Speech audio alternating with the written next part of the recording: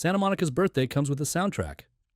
Americana in the Park returns September 14th at Gandara Park, honoring the city's 150th with a free music festival.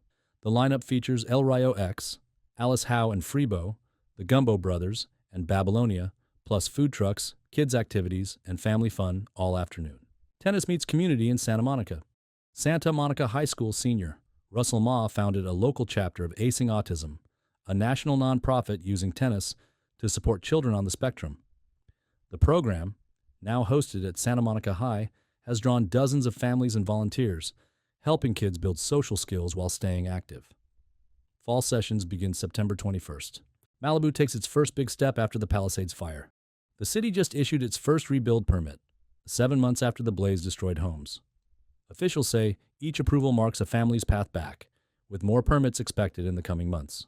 Read more at smdp.com, click and subscribe for all our issues.